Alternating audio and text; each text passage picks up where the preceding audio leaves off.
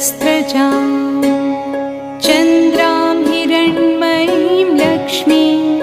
जातवेदो मावह